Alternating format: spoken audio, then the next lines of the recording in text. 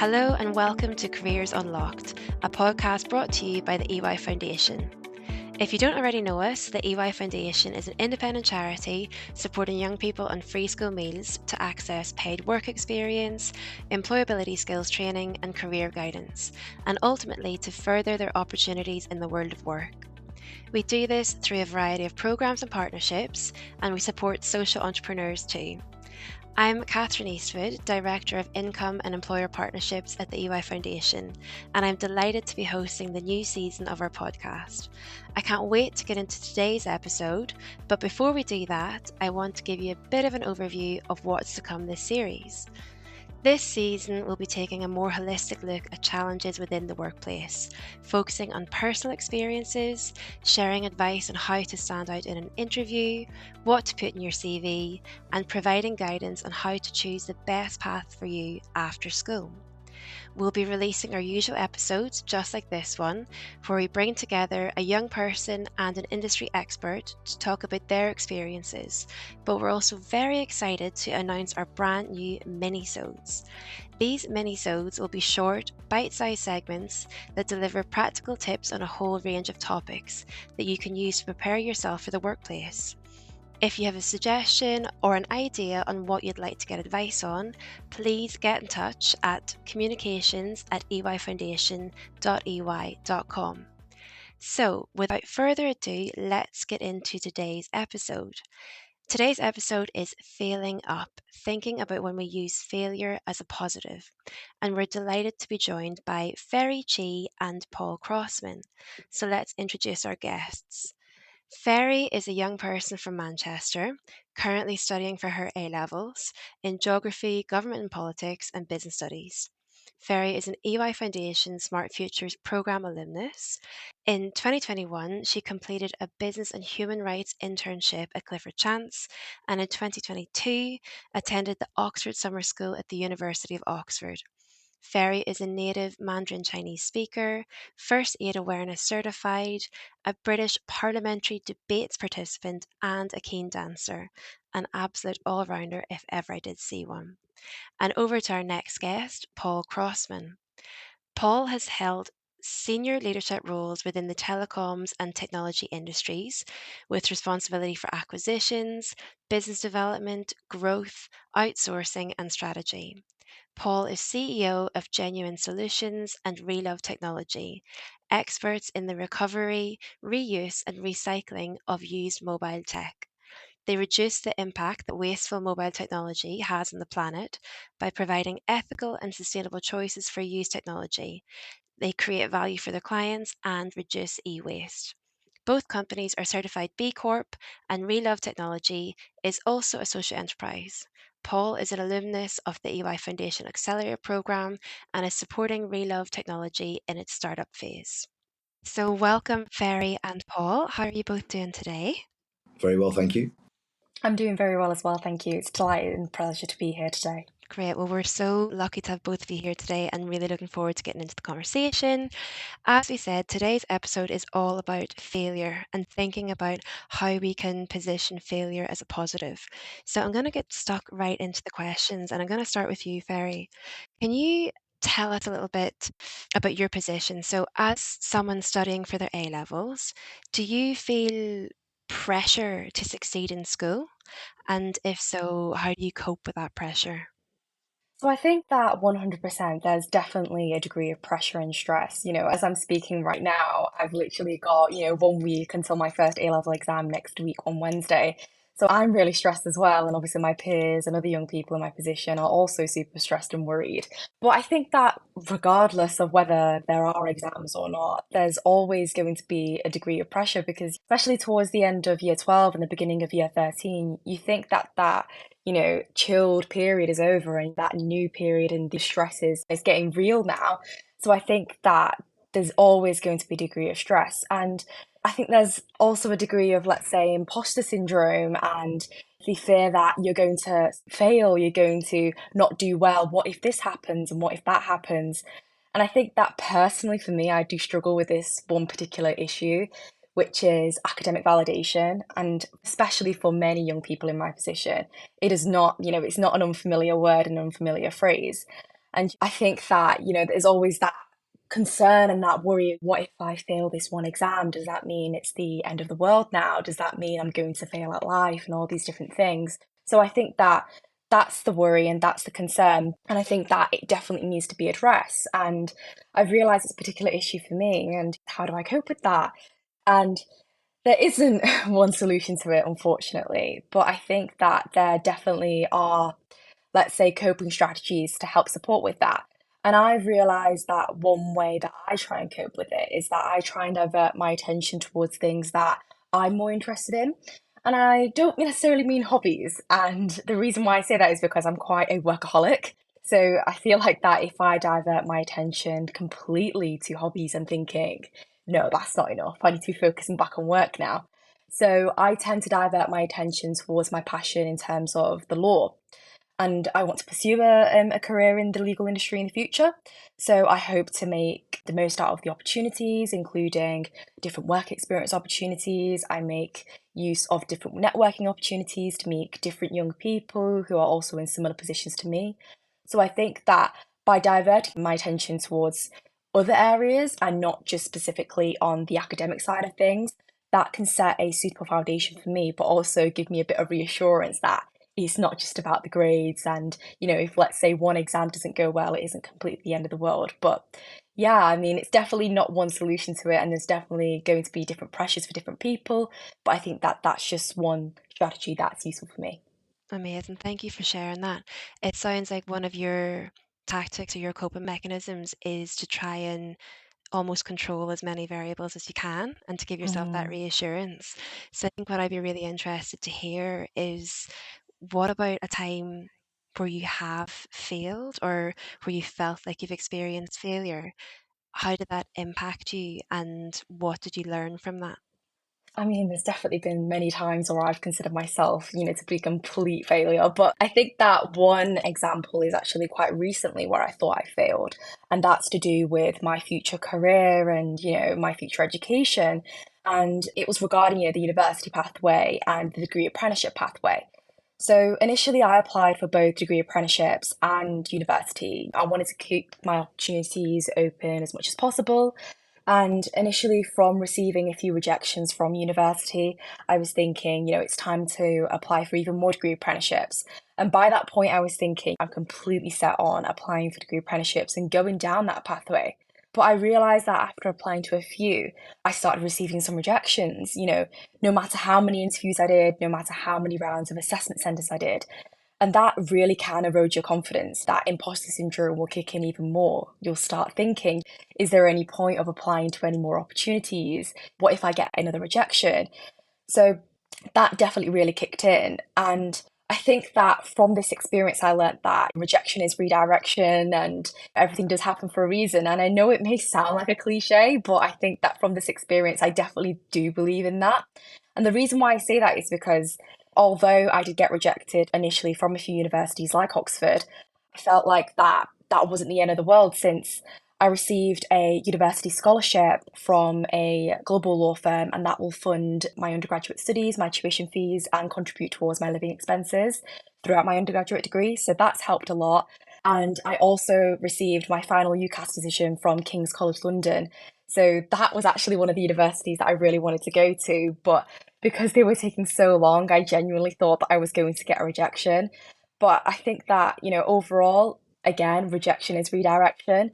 And even though the rejections from the apprenticeships were really like, again, eroding my confidence, but I think that from this experience, I definitely did gain some positives, since the rounds of interviews and assessment centres I did will benefit me and give me practice and preparation for future opportunities that I may apply for. So I think that, yeah, always apply for these different opportunities and expect rejection, but don't always take it as a negative. Brilliant. It sounds like you've got such a balanced and measured attitude towards rejection. And if I love that phrase, rejection is redirection. And for me personally as well, that's something I really believe. It's so much about the mindset and how you choose to respond to certain things that could be perceived as obstacles, but actually Hmm. could just put you in a different pathway. In terms of in that moment where you get that rejection letter or something doesn't necessarily go your way, do you have any particular immediate coping mechanisms with that type of perceived failure? Is there anything beyond the bigger mindset? Is there anything in that immediate moment that you've noticed that you do to help yourself? On the spot, it's obviously the immediate reaction would be, "Oh my gosh, what do I do now?" You know? You've got to plan for what my next step is. There's going to be overwhelming sum of different emotions, so it can be difficult to cope with. But I think that, it's important to make sure that you have an element of space for yourself. You need to make sure that you have no alternative distractions, including, let's say, other people and, let's say, mobile phone devices and all these different things. And it's important just to completely focus on yourself and let all these emotions out through whatever it may be. So I think that's particularly important. But I think after that, let's say a couple of hours afterwards, after you've accepted that result to a degree, you may then, of course, speak to certain individuals like friends or family. But I think that I find particularly, which may sound slightly weird, but I think that I quite like, let's say if I received a rejection over the weekend, back when it's Monday or Tuesday, whatever day it may be, I actually speak to teachers in college. And the reason why I say that is because you may have your friends in your family, but I feel like that with your friends in your family, you may think that they're always going to give that comforting role. And yes, teachers will also stand in as that comforting role and say that you've done amazing and all that. But I think it's because when it's a teacher, and especially for me, I go to the head of law. And even though I don't do law A level, I'm quite close to the law department. And I think that because they're not your actual subject teacher, but they're still a teacher, and they're aware of the competition within that industry, they're aware of how difficult it is, and then they give you that reassurance, I think that's particularly helpful. But of course, it is down to yourself, and I think it's important to take that time and reflect on the areas where you may have not done so well, and of course, the areas that you can improve on in the future. But ultimately, it's the drive and determination and the commitment that you've initially put in, which is the most important. Otherwise, you wouldn't have sought that opportunity in the first place. Absolutely. And I think you raise another valid point there that there's a certain element of being aware of where our own responsibility is, of thinking about what we can do to support ourselves and to better ourselves and to learn from the experience, but also knowing that actually sometimes we need other people, whether that be your friends, Hmm. your family, or a trusted professional or a teacher or somebody else who can guide you. So having that overall perspective of how we can support ourselves and where we can reach out to others. So it's great to hear your experience in both of those things. Thank you so much for that.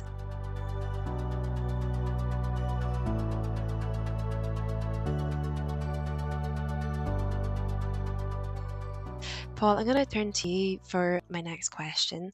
So, obviously, you've got a hugely impressive CV and a wealth of experience at different levels in telecoms and technology. However, can you point us in the direction of an experience where you feel like you didn't succeed? That's a really good question. I think my whole career and life is probably listed with different examples. So, start with school. I'm going back many years now. So you can imagine when you used to apply for apprenticeships and jobs, you had to send a letter by post. Email wasn't used then, and so basically you had many people chasing the same roles, same apprenticeships, and you wouldn't get instant feedback as to whether you succeeded or not, or whether you made it through to the interview stage and so on. You'd receive a letter maybe 2 weeks, 3 weeks later. So it's a long waiting game.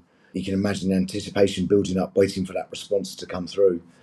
And more often than not, they were rejections. I'll be honest with you, I wasn't a typical example of a pupil at school. I certainly thought I wasn't very bright. I wasn't academic in any sense of the word.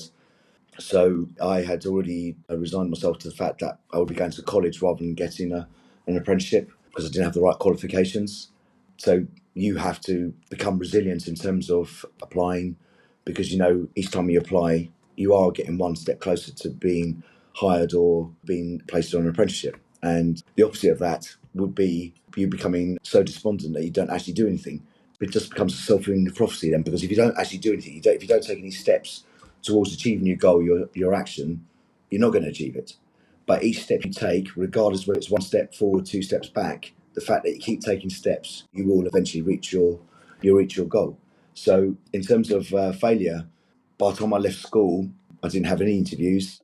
I signed up to the local college, and I think this was the last of the obviously long summer holidays. And halfway through the summer holiday, I received a phone call from an engineering company, and they said, "Can you come for an interview?" And I said, "Yeah, absolutely." I went for the interview, and we were talking through my results from school and so on. They said, "Oh, you haven't achieved the necessary qualifications to go on the apprenticeship." And I said, "Okay, so why have you invited me for an interview then?" And they said, "Well, we've made a mistake." And I said, "Oh, wow, okay, that's a bit shocking." So you can imagine you're 16 and someone's telling you this. He said, "Oh, by the way, do you know anything about electronics?" I said, "Well, yeah." I said, "I designed all this in my bedroom." And I tipped out a plastic bag of all these different gadgets that I made at home. And they said, "Well, you've made all this?" And I said, "Yeah. What, even the printed circuit boards?" I said, "Yes." "What, do you know what each part does?" I said, "Yeah, I designed it all." "You know more than the people that we've taken on as an apprentice." I said, "Well, that's what I know. I know I'm not very good at maths or English, but he said, 'Don't worry about that. We'll teach you.'" And that was a lifeline.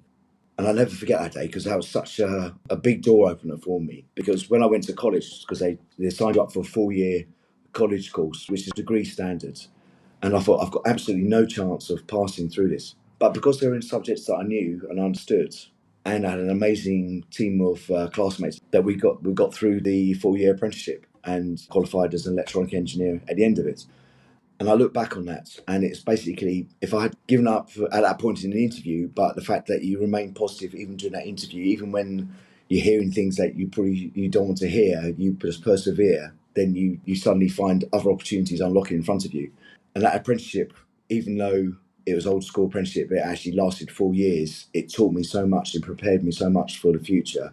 I learnt more there than I did at school, and it was brilliant. It really opened up my, and it taught me that I could actually study, that I could learn, that I could educate myself, that I can gain qualifications. Completely different. So that was my first failure turned success. That's an amazing story, and obviously shows quite clearly how your resilience and perseverance served you so well, and turning something that could have been a failure, like you said, you thought you'd failed leaving school, but actually quite quickly turned that round into something fantastic. I think you're going to go on to say this anyway, but in terms of the workplace and of all of the business experience you've had since, can you talk us through a failure there and what impact that failure had on you and the place you worked as well? Right, I know it's going to sound crazy, but failures are good in all sorts of respects because it does give you an opportunity to time out and reflect, and you need to learn from failure. And as long as you learn from failure and you don't surround yourself in self pity, you can step up and move on. And my career, my successes is not a straight line. It's jagged. If we drew it out as a graph or a chart, it would be so many ups and downs. You think it's worse than the picture of the Alps. The highs and lows have been very, very steep. My first positive failure was that after I finished my apprenticeship, I secured a job in the city as a walk-in engineer. And this was a time when banks started to deregulate and there was trading firms all over the city. They needed engineers to fix the dealing systems and so on. And for a young 21-year-old, the money was unbelievable and enabled me to leave home, be independent, and it's a fantastic lifestyle, and the money was really, really good. So not that money is everything, but it was really, really good.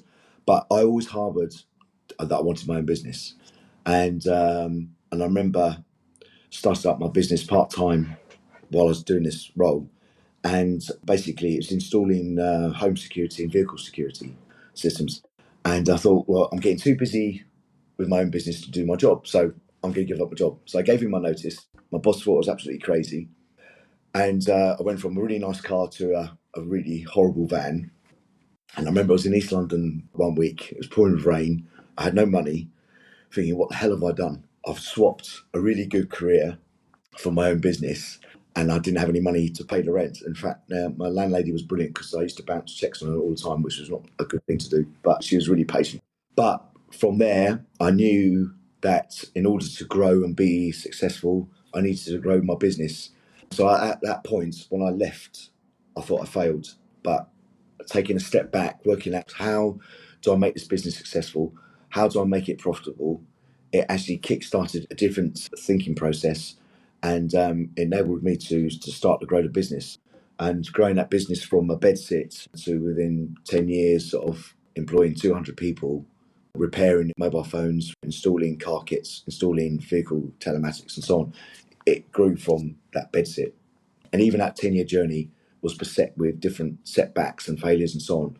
And I think, you need to build resilience in your own self, regardless of whether you're doing exams, starting your own business, running your own business, it's all relative to the person involved. And it's important to build that resilience for yourself and to give yourself a break as well. Sometimes you need to give yourself a pat on the back. And actually, somebody said to me a few months ago, you have to be your biggest fan. Mhm. So when you're on your own, you have to be your biggest fan in terms of supporting yourself. Well, just actually on that, Paul, I was going to ask, you talked about you just quit this job that had enabled you to move out of home and earn some good money and get the beds and everything else. And you're in East London, standing in the rain, having taken this huge risk. At that point, where did your self-belief come from? And what was the story that you were telling yourself that kept you going and got you to the place where you now are? I think you do look to other people, you look to different role models and so on. I think at that point in time, I mean, entrepreneurship is obviously a big thing at the moment. There's never been so much positivity around entrepreneurship in the last few years. But at that time, probably entrepreneurship was quite rare.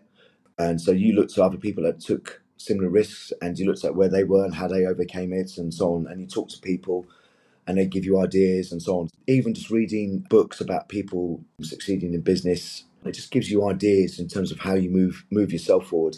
And also, sometimes you need to do something different. So if you're feeling like that, sometimes you need to do something completely different, even for an hour or two, because it's amazing when you start to switch your mind off the problem. Your mind is working in the background on that problem, and all of a sudden you just get that solution, and it's just like, oh yeah, that's the next step, and it could be a big step.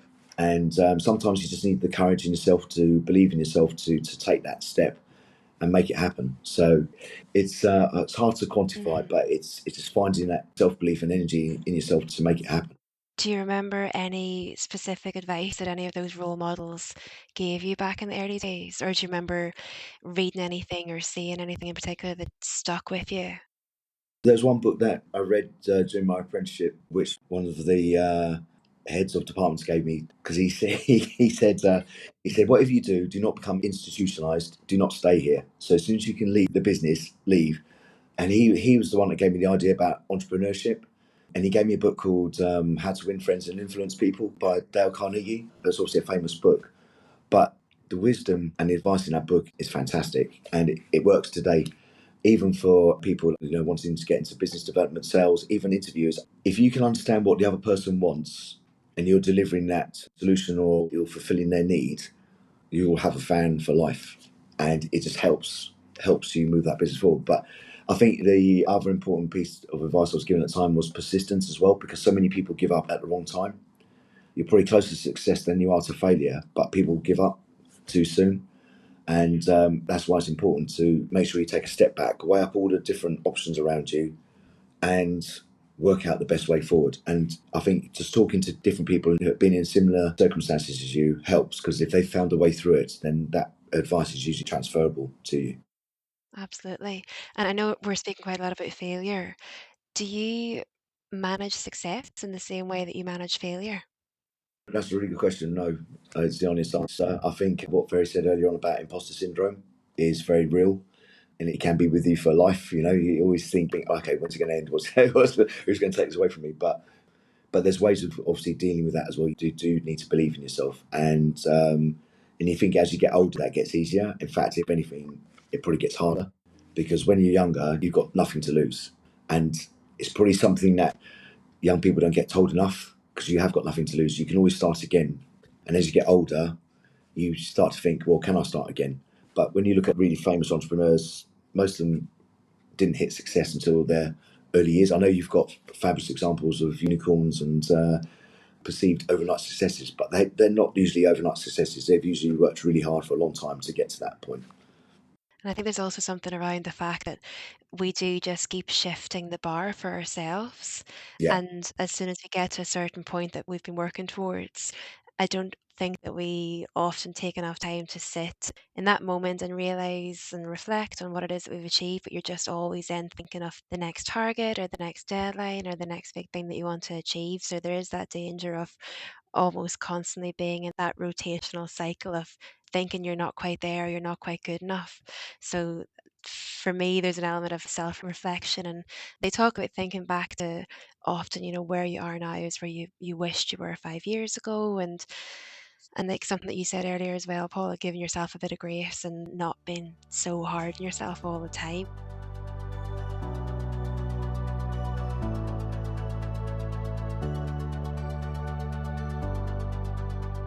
Very, I'm sure for you, as somebody studying for your exams and trying to keep all of these millions of extracurricular things that you've been doing afloat must be quite difficult as well. Definitely. So, do you think that companies and employers have a responsibility to help support young people in the workplace and help to support them to succeed? I think yes, definitely. And the reason why I say that is, especially towards young people who are from, let's say, a low socioeconomic background.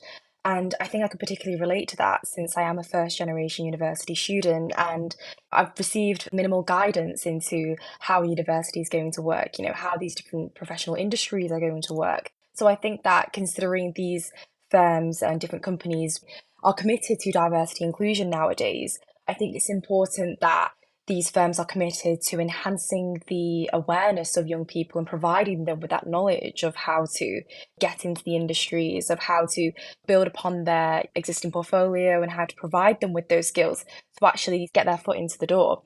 And without the support from these different firms, it's not always going to be possible. So I think definitely yes. And I think that when the firm's commitment is usually diversity and inclusion and all these different things and breaking down the barriers to the workplace like UI Foundation is doing, it's incredible that, firms are doing so much. But I think there's definitely a lot of work that needs to be done since there's a lot of young people out there who are still not being reached, unfortunately.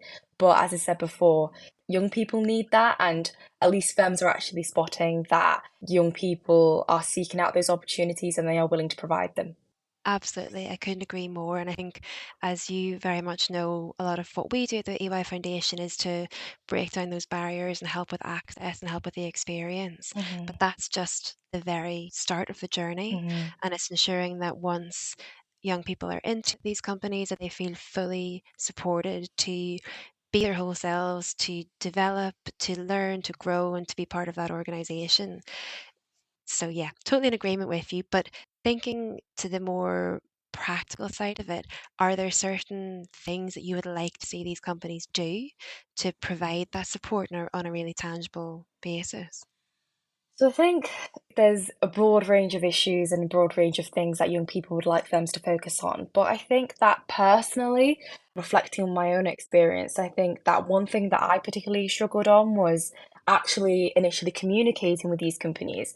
I think that initially, applying for certain opportunities, they involve lots of interviews and lots of assessment centres, as Paul highlighted before, his own experience in the past. And with young people who even if they may have the grades, or let's say, in my opinion, grades are more of a tick box nowadays. But once they have that, it's more than that nowadays. It's more about the experience. But how do they get the experience if they don't have experience initially? And when firms are providing those opportunities, but when there's so much competition, and young people feel these pressures of, oh my gosh, how do I actually secure this opportunity? I have to go through this interview, this assessment center, but they may have not had experience of how to do an interview in the past, may not have had experience of how to do this assessment centre. So I think there perhaps needs to be more awareness and knowledge provided by firms to young people about actually how to prepare for these interviews and assessment centres. And of course, there's a limit of what firms can actually do and how much they can help. And I completely understand that. But I've realised that a lot of firms recently have started to provide things like webinars prior to the application deadline actually closing, which can provide young people with further information of actually how to prepare themselves for interviews and things like that, which can be quite useful. Potentially mock interviews could potentially be another thing, but again, I completely understand that there is a degree as how much firms can actually do. But I think that the main thing is that as long as young people have been provided with some sort of knowledge with how to prepare themselves within the recruitment process that can raise their chances and possibilities of actually securing that opportunity. And of course, getting their foot into the door, which is most important nowadays. Definitely.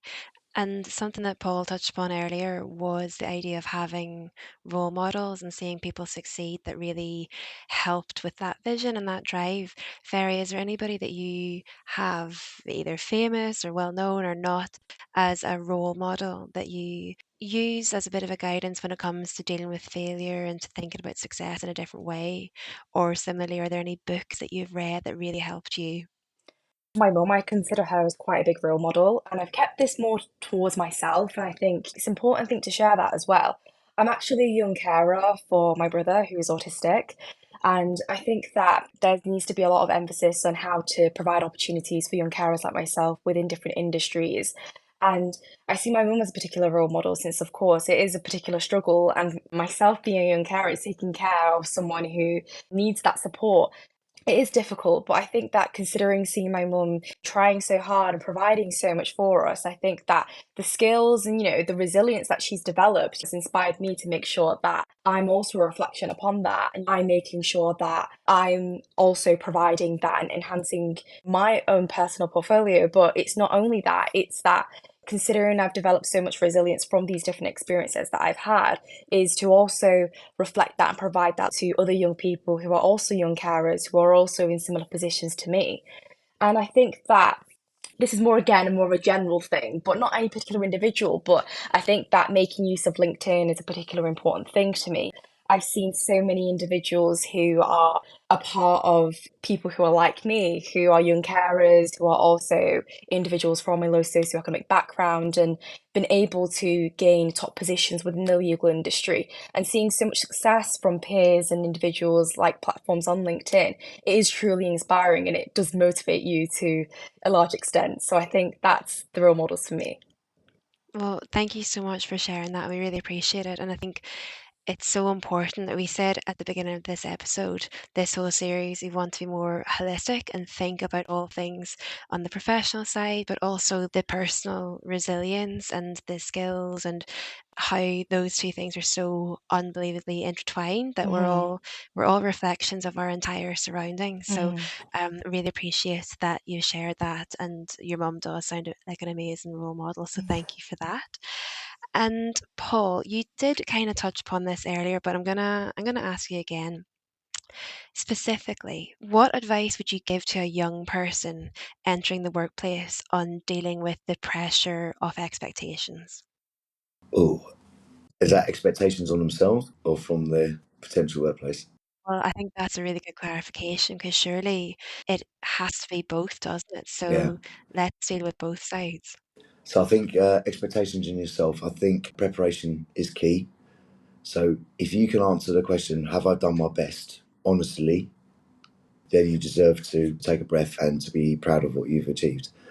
If you answer yourself that you haven't done the best that you can, then you need to learn from that and make sure that you do the next time round. I know it sounds silly, but a lot of people blame failure on other circumstances or situations out of their control. But I think if you've done as much as you can in terms of preparation, whether it's research, how you present yourself, even practicing presenting and so on, the more opportunities you take to better yourself in your own personal skills, the better prepared you are. And it will help you put yourself at ease when you go into the workplace. And in terms of expectations of the workplace, if you're not sure what is expected of you, ask. Nothing worse than suffering in silence. The best thing to do is ask. And if the response you get back from that person is that it's a silly question, then they're dealing with it incorrectly, not you. Okay? Because no question is a silly question. It means something hasn't been explained to you properly. Or you may have not listened. You need to listen as well. But, if you're not sure, always get clarification because it will save time in the long run and you'll meet expectations much more quickly if you understand exactly what is expected of you. Absolutely. Two great pieces of advice. And Ferry, just finally then over to you. Do you have any advice that you would give your peers listening to this podcast? There's definitely different issues and different pressures, regardless if it's academic work, social pressures and all these different things that young people nowadays will face. I think that one thing is definitely reflection on your own self. If you, again, as Paul said, if you think that you've done the best, then ultimately that's what's the most important. Again, it's emphasized a lot, but I think that there definitely needs to be further emphasis on it. Young people like myself who experience a lack of self satisfaction, you think that you've not done enough, but there are different people out there who will view your success from a different angle and they will think that you've done absolutely amazing and they aspire to be like you, but you just don't realize it yourself. It's like certain things that, you think that you've not done well in it, but ultimately it's, again, of course, it is important that you're satisfied with yourself, but sometimes you can be actually too harsh on yourself and you don't realize it. And when you push yourself to those limits, it can actually create a complete negative impact on you. So it's about realizing and reflecting on, potentially when you're going to be too harsh on yourself. But I think that another thing that I've realized, and I think that it's one piece of advice that I would always say to my peers and people who are, let's say, younger than me in year 11 or year 12 is to always say yes to the opportunities. And if you don't say yes to a certain opportunity, even if it's completely daunting and you would never imagine in a million years that you would take upon that opportunity, if you take on that opportunity, it can open so many different doors. And eventually, you probably will have to experience some sort of life experience that's going to relate to that, whether it's, I don't know, public speaking or let's say going through an interview or anything like that. So I think that maybe as you're younger, if you go through that and you power through, you can actually build upon that resilience and those determination skills, regardless of how the outcome is, if it's positive or not. So I think that reflection is key. Always take upon those opportunities, and you would actually come across surprising outcomes. I love that reminder that actually failure is so subjective, and certain things that we see as a failure Mhm. can be a complete success with somebody else. You've both left us with a few gems there. So, Ferry, say yes to all of the opportunities. Paul, don't stop asking questions. There's no such thing as a silly question. And ultimately, failure is all about your mindset, isn't it? And about how you decide to react to those obstacles that have been thrown in your way. I think that brings us to a natural close. So, a huge thank you on behalf of the EY Foundation and everybody listening to both of you. That was a great conversation. Personally, I've learned loads from it as well, and I hope our listeners have too. And thank you all for listening as well. If you like today's episode, please click to follow us and leave a review, as it'll help more people find the podcast. And that is all for today on our episode on failure. We'll be back soon with more fantastic guests on the next episode of the series. But in the meantime, keep an eye out for our minisodes. Thank you all for listening, and thank you, Ferry and Paul.